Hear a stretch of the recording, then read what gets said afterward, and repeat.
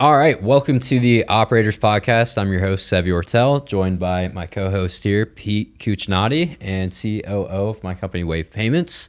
And today we're joined by Josh Salzman, who in just 4 months got his book of residual income to 30 grand a month, right? Yeah, it sounds about right. Awesome. So yeah, Josh, really a lot we want to cover here with you. It's been a generational run. So bring us back to the beginning here. Where did this whole thing start for you, really? Yeah, well, first, thanks for having me, guys. It's been great to kindly, put a face to the name and get to know you both. So the last 4 months have been a blast, and it's materialized in a way that I couldn't have imagined. Mm-hmm.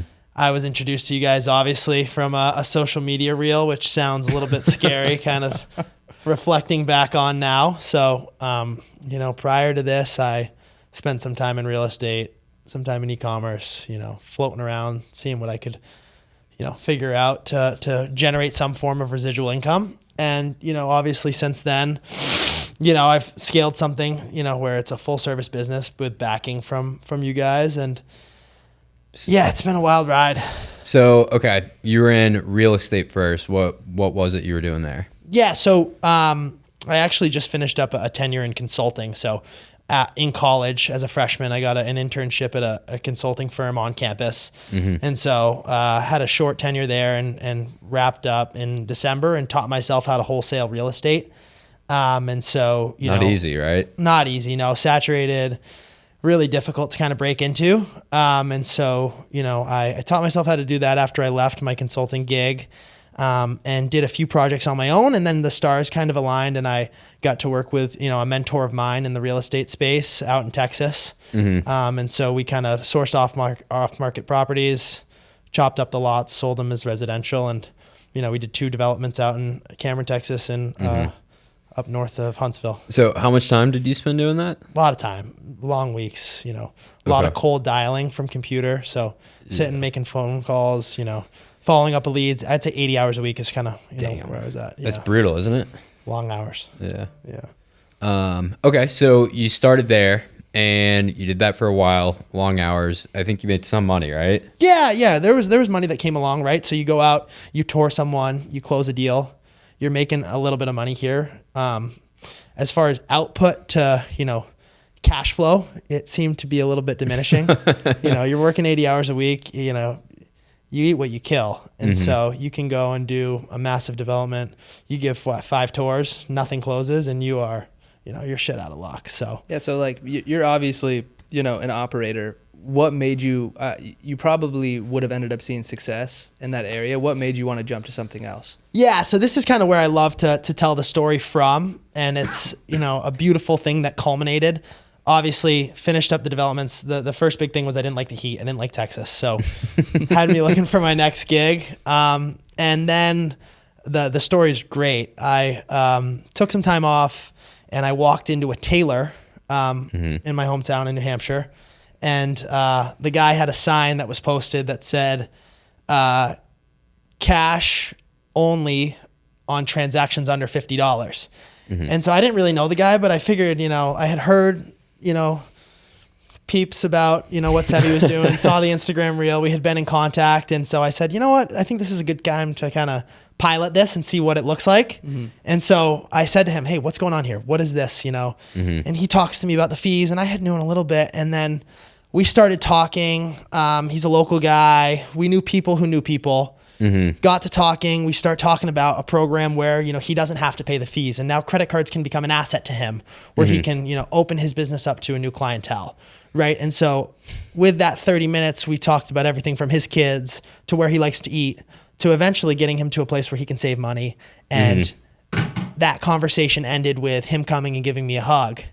And it was kind of where the light bulb went off, is like, I've never had something before where work and, that level of emotional kind of fulfillment came together. Mm-hmm. And I called my cousin right after that and I said, I think we're going to run this thing till the wheels fall off.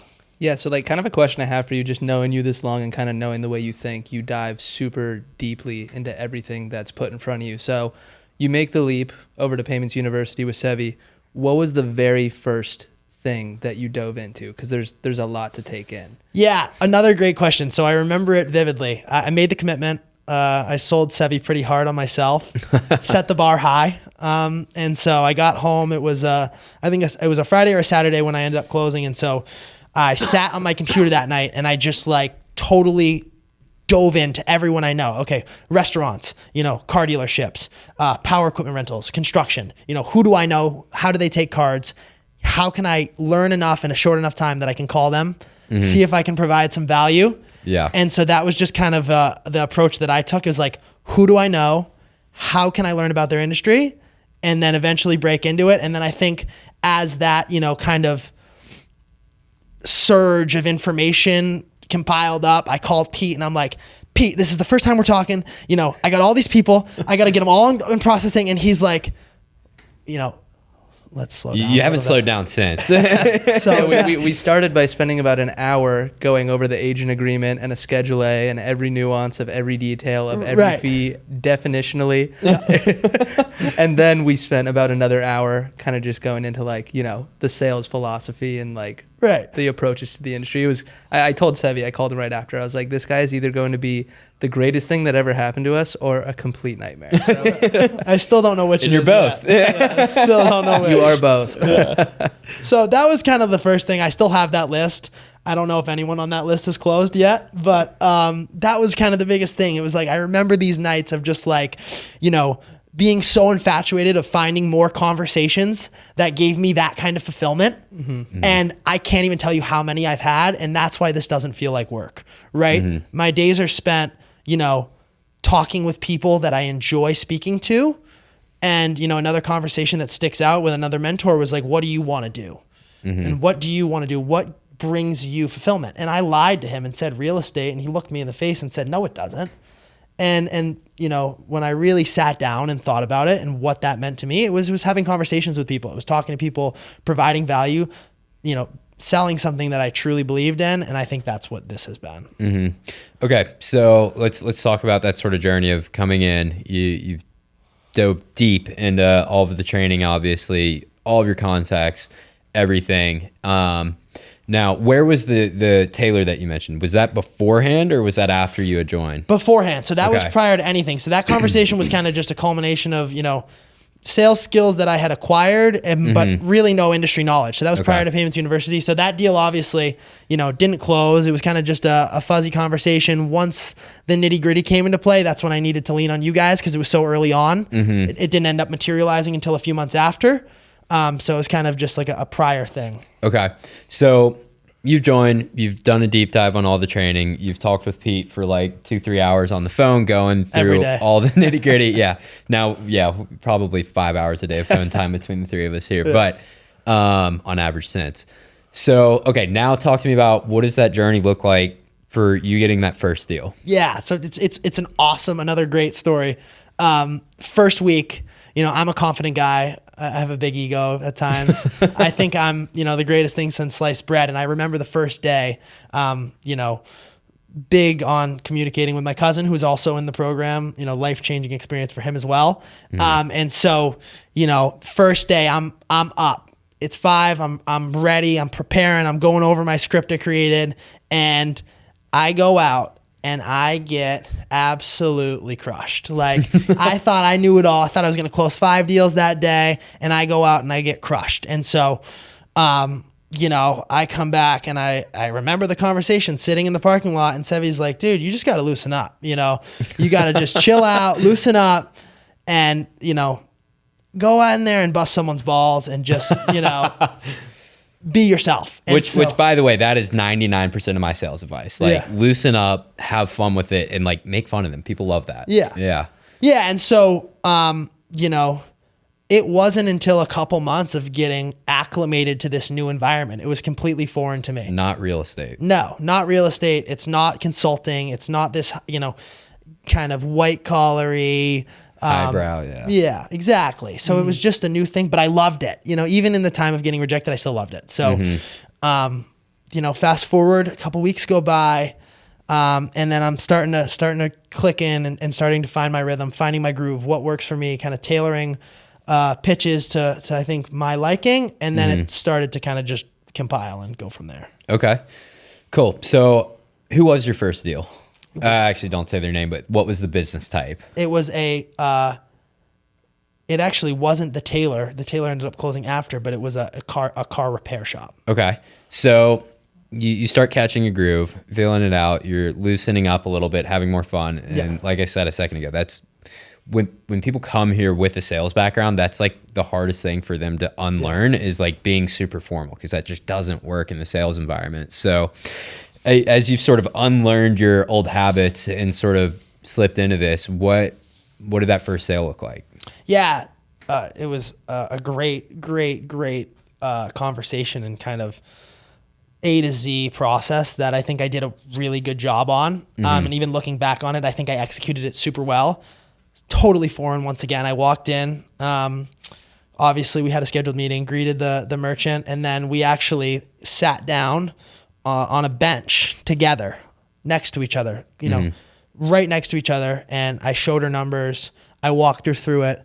And it was a combination of just her trusting me and me being able to provide some value, which was strong. And there was definitely a value add there, but it was kind of this sense of us sitting next to each other and her understanding that I was going to take care of her versus, her previous processor who was some office in Missouri who she hadn't talked to in 5 months. And, it was just another statement that came in the mail versus now it's a person that's real and there and, someone that she can call on. And so it was that combination of value add and, a sense of, trust that I think us sitting next to each other on that Friday afternoon really started to, resonate with her and resonate with myself as well as like, this is how you need to do this business. And so I walked out of there.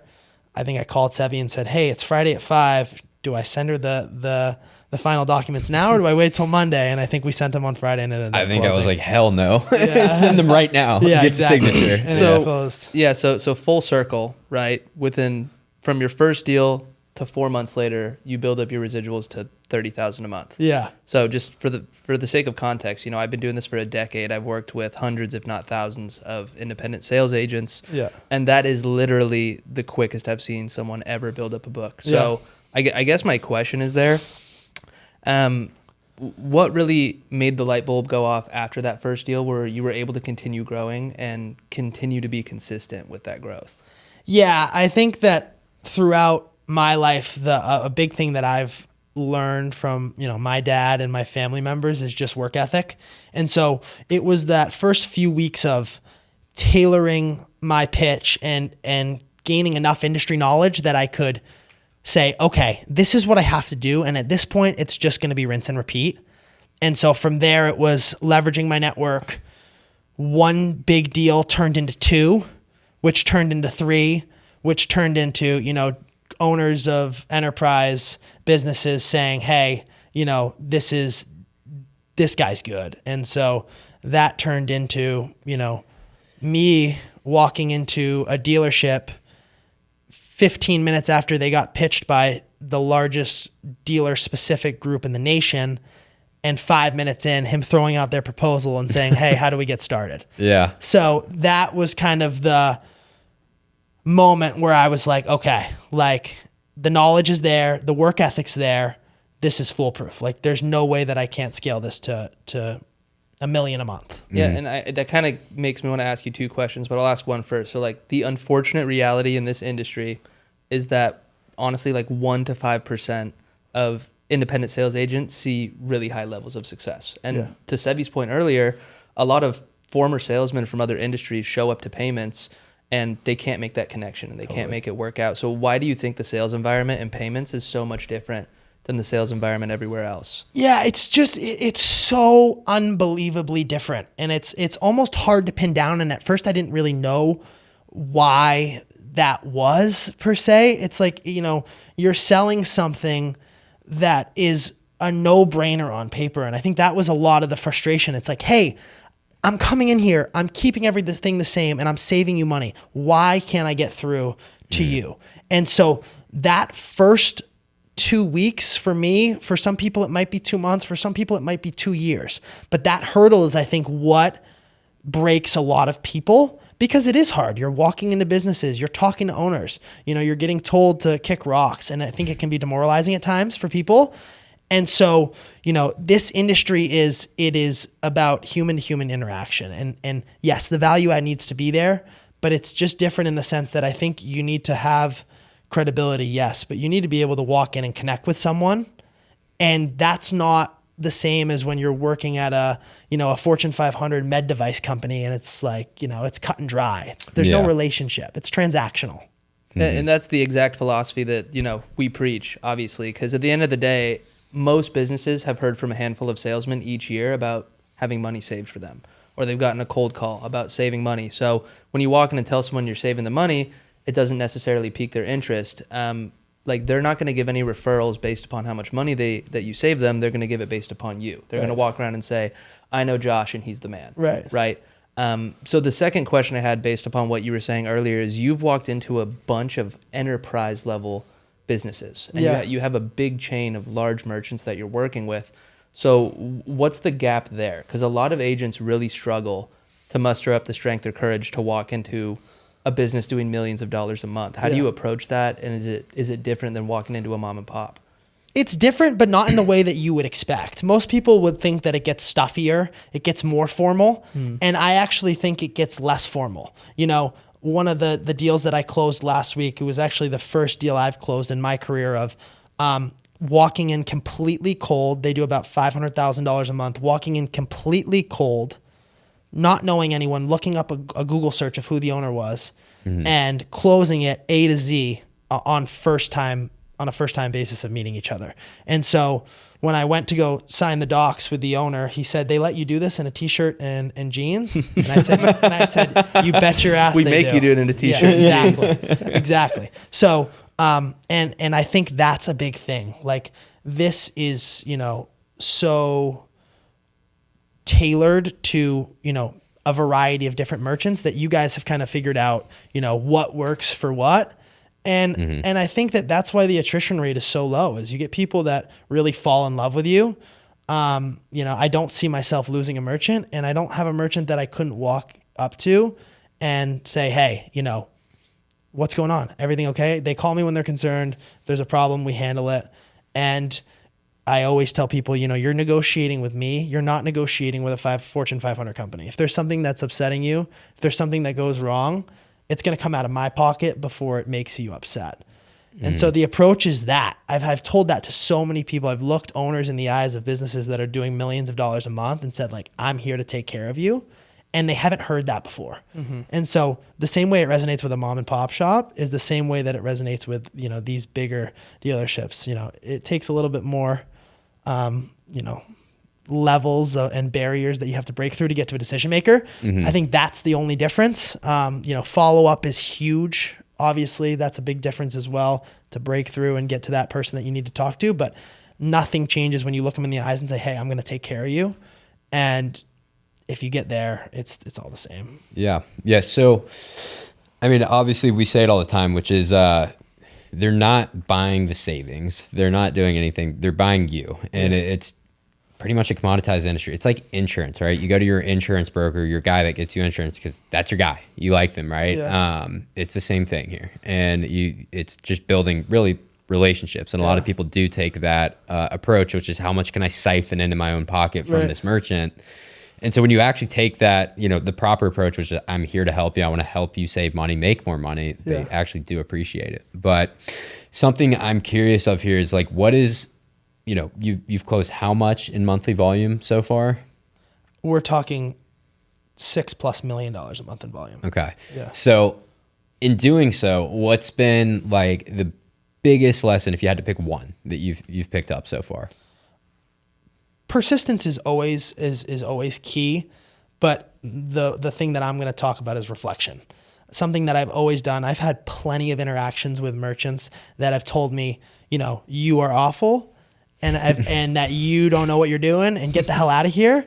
And there are instances where I think I could have been a little bit more on the side of, hey, this person's in the wrong, and they're making an unfair judgment of me and my skill set. But even in those times, it's looking at, okay, what could I have done differently, and putting myself in the mirror and saying, okay, how can I change and adapt? and every conversation kind of looking at it as a, an opportunity to not let it happen again has been huge, right? And whether that's tailoring something, changing tone, body language, posture, anything, breaking it down to the smallest minutia, I think that's the biggest thing. Yeah, and you kind of showed us something today that cracked me up a little bit because you recognize yourself, right? You were like, listen, I am the most unorganized person. Like, I cannot keep my thoughts together. Yeah. So, like, how do you approach that when it comes to, like, reflecting upon yourself to your point? Yeah, it's a massive skill set, and it's a massive weak point if you don't use it. My brain is moving at 1,000,000 miles a minute. So, my girlfriend kills me. My notes app on my phone is 20 pages deep of just things that I have to get done. Nightmare fuel. Right, exactly. So I live in scheduling, I live in discipline, and I think that those two things are important when it comes to keeping everything in order, because you're talking about 40 plus merchants. Everyone has an issue at times. You got to keep people in order. Things need to get done on time frames, and you promise a service. And while you're not the one fulfilling that service, you need to be there and you need to make sure everything runs smoothly. So, just staying scheduled, staying in a regiment is important. But the beauty of this job is that you don't have to. If I wanted to close up shop tomorrow and say, hey guys, I'm going to go to Bali and make $35,000 a month and go surf every day, I can do it, right? And there's such minimal, maintenance that comes with these accounts. So my scheduling, my discipline is in pursuit of something even greater than where I am now. But there will be a point in which I say, hey, I have the greatest job on the planet. I'm not a landlord. I'm not, doing something that's passive income. I mean, this is true passive income. We're talking about closing up shop, going to Europe, and not having a worry in the world, and that is not something that I have seen in workplace. Yeah, absolutely. Though, I mean, the only other options out there are like vending machines or ATMs or like rental property, right? Right, but overhead you need. Yeah. All of those come with their own large share of problems, right? But having said that, talking about sort of like, getting to the next level, like what is your vision here long term? What do you see you doing in the next 5 years? Where do you want to be? Because we've talked about this a little. It doesn't sound like you want to become a sales organization. It sounds like, no. And by the way, I get jealous of Josh. He is crushing it, getting great deals. One-man operation. He just gets to chill, sit back, and enjoy his income. Where for me, it's obviously much more active income. We have nightmare operation. It runs great, but it's running with Pete and I running around all the time. So like, what is that sort of long-term vision for you? Yeah, I tell both of you. I tell everyone in support, everyone that I work with, I would not want to work with me. The residual aside, having me call you, checking on things, pushing deals through, whatever it is, comes with a lot of maintenance. So 5 to 10 years, I mean, we talked about it a little bit today. The real crazy thing here is that with how scalable this business is, right? Like we said, hey, if I want to close up shop tomorrow, I can. And so, being able to scale at the rate that I'm able to scale at, why would I do anything other than leaning on the support system that I have? The infrastructure's there. Hey, if you can support me, you can support almost anyone. So continuing to build that, watching you guys progress, keeping people, involved, and just continuing to grow my book, doing something what I love, I don't see much of a change coming. Yeah, and at the rate you're going at, I think trying to build a team is just going to slow you down. I think a team of Josh is all you need. Yeah. I think you could build an empire on that, really. I actually have a question off of that. Like, I'm curious from your perspective, because like you've built this all out in 4 months. I have every confidence in the world that if you just jumped into deep waters in this industry, you probably would have figured it out eventually. But like, how long do you think that would have taken you comparatively? I mean, an enormous amount of time, right? Like, that is something that I wanted to touch on either way, right? Like, we're talking about these other industries, whether it's real estate, ATMs, vending machines, these things take capital, they take maintenance. I was able to go from not even knowing what an interchange rate was to closing deals that are paying out $10,000 a month in a month's time. I mean, this is unheard of, right? So, it's no credit to me. I'm no brainiac, right? The amount of industry knowledge that I've amassed in 3 months, it wouldn't be feasible. You're talking about these other shops that you can go to, and we talked about it earlier today. You go get set up, you get your split, and then you don't get talked to again. It's like, figure it out, right? Mm-hmm. And if that was my setup, I would have either quit or I just would be trying to fumble my way through it. I probably wouldn't have even attacked the deals I've attacked because I wouldn't even know it was feasible. I mean, the only reason that they were brought to light was because, hey, Sevi, this guy's on a terminal that I think we sell. Can I get it? Yeah, sure, go for it. And from there, you start to really, it's like the blinders are pulled off and you're like, holy shit, this is something where I can really attack anything, and like little nuances that I just never would have picked up on. So I don't even think how long it would take is a fair question, because I just don't even think it would have happened. Yeah, and I think Google would get exhausted with your questions, and you have two human forms of Google here when it comes to payments, so it's a pretty convenient thing to have, right? Also, sorry to interrupt you, but you said none of the credit's for you. Again, like if I gave all of our information and all of our knowledge and all of our infrastructure, I literally have, to over 1,000 sales agents, you're the one who's taken it and ran this deeply with it this quickly. So it's a massive amount of credit to you, man. Yeah. Which is, it feels good. I think it's finally something, being someone who's attacked so many things, it feels really cool to kind of have felt, finally the fulfillment of, wow, like this is a culmination of the last couple of years. But I mean, it's a major cheat code when you have someone in your back pocket, right? There's no Bill Belichick without Tom Brady, right? And so whatever, the vice versa, however you want to slice it. You have two people here who are, fostering an environment that is catered to the absolute beginners and the expert of experts, right? And so there'll be a time 3 years from now when I've been doing this for, 36 months and I'm still leaning on you guys for questions. Graduating college too at that point, maybe. Hopefully. And yeah, man, you're 22, and we were all speaking at lunch earlier, and you kind of mentioned, I think it's a pretty common thing that a lot of young guys are going through right now, guys who tend to work really hard. And maybe if you want to speak on this a little, like you were putting a lot of time, energy, and effort into multiple ventures and basically just not making any money. No, nothing. I mean, like, there are so many kids that I see, people that come up to me, people that I can see, myself in, that they're just pushing for it and they're trying to find their thing. And it's hard, right? Like a lot of these things that people preach. I mean, I'm the biggest kind of advocate for, finding something that's stable and that makes sense and that's not rigged. And, to the average outsider, people would call this crazy, even myself at one point, right? It is crazy. Yeah. I still think it's crazy. Yeah. It's a wild industry. It's a trip every day, yeah. And it is. And so you look at these different industries of kids that are going and selling solar and going in day trading, and they're trying to find their thing, and they have the work ethic, they have the skills, and they haven't found a place that will foster that. And I think you have so many of these different industries that, pick and choose from different things. But if you're someone who has work ethic, I haven't seen anything that compares. I have friends that sell life insurance. I have friends that do solar that are, hardworking individuals. They would be doing 1,000 times more if they were doing this.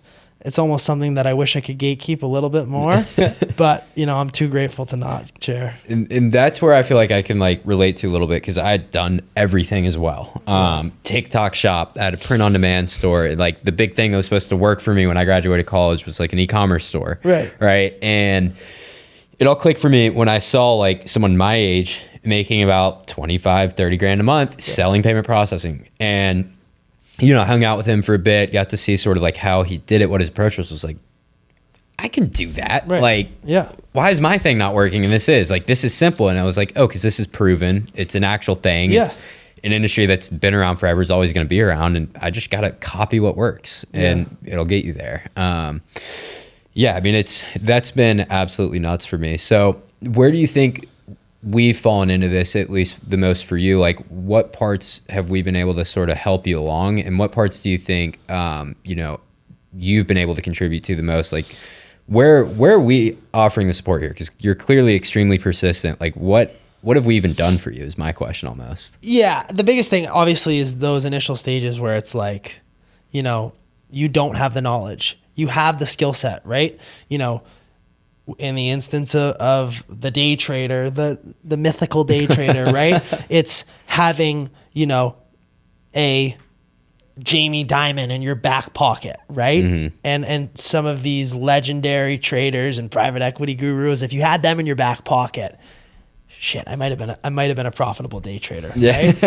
So thinking about it, it's like, yeah, there were times in the beginning where it's like, hey, I need an answer fast, and I need an answer that is going to resonate. Mm-hmm. And, you know, getting you guys on the phone, obviously, is a huge thing that now isn't as prominent, but in the early stages it was, right? It was getting For you guys you, on the phone. Yeah, getting Mm-hmm. you on the phone. You know, I had the skills, but there's times where, you know, it never hurts to call an authoritarian. And so even now, I'll use it to my advantage if I need to, right? Why wouldn't I? Yeah. And so that's been huge. And I think now it's just on like an even bigger level of, hey, how can we continue to grow this? Talking about partnering with banks, you know, talking about, you know, breaking into a new niche, whether it's, you know, property management or enterprise venue deals with stadiums, right? And so my knowledge continues to grow, but it's the ceiling that you guys continue to push with all of these different avenues. Hey,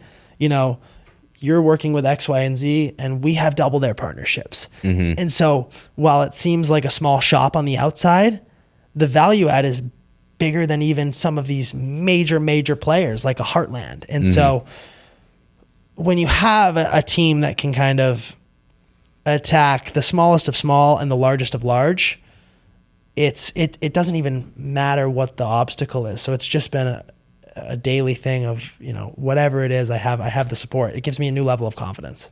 Awesome. Yeah, it's definitely kind of that vision combined with the infrastructure, right? Because again, obviously I've been doing this for a long time. I've seen a lot of companies who would end up putting you in that box where you're ambitious and you have all these new ideas, and they're like, we do things the way that we do things, right? Yeah. And we've always kind of been in the mentality of constant and consistent growth, open to new opportunities like you're speaking about. And for us, it's just exciting to see someone bringing that kind of stuff to the table, because we're always game, like, Yeah. and that's what we do, you know? And so cool, right? Like, I've always been able to be my own boss. There are times when you push on me for something that, you know, I don't agree with, and you're receptive to it. It's not like I have this authoritarian that's crunching down on me and forcing me into a mold. You know, I'm kind of able to be free flowing and think. And there are times when it works and there are times when it doesn't. And either way, I have support. Once again, you know, that's so hard to find. And so that being something I'm not easy to work with at times, and I have my own ideals and things that, you know, might not be the right thing, especially as I'm so young in this industry, but always coming back to a group that will support kind of the route that I want to take it it's invaluable. Awesome. So we're running out of time here. Yeah. If you were to leave the audience with one piece of advice, what would that be? Yeah, I said Now's your time. It's a spotlight. I said it the other night. I think I hate to be tacky and use someone else's quote, but I think it's so valuable and so kind of, you know, tangible here with what we've talked about, but doing so much volume that it's impossible for you to fail, right? If you come in, you do what I've done. I'm nothing special. I'm your average college student. I'm not a 200 IQer. I'm not an Ivy Leaguer. I'm a state student with a solid work ethic. And, you know, I've done a lot of volume, and I think I've come into this and attacked the industry from all angles. And I've done enough volume that it's been really hard to fail. So that would be my piece that I'd leave you with. Yeah, man. And on that, you know, it was one of the primary initial reasons I was so impressed with Sevi. And I think you would have done the exact same thing as him, as he started out by hitting 600 businesses and not getting a single sale. Yeah. And I think you probably would have been potentially that exact same guy. So, you know, it's been a pleasure for us to work with you and help you, and kind of like, if you're a bowling ball charging down the lane, we put up the guardrail so you didn't end up in the gutter. You know what I mean? So yeah. It's nice, man. And we appreciate you being here. Yeah. Awesome. Well, thank you guys for watching. Thank you for coming on today, Josh. If y'all are interested in working with us at Payments University, building up your own book like Josh has of $30K a month in residual, you can check out the link below and hop on a call with our team and see if it might be a fit. Thanks.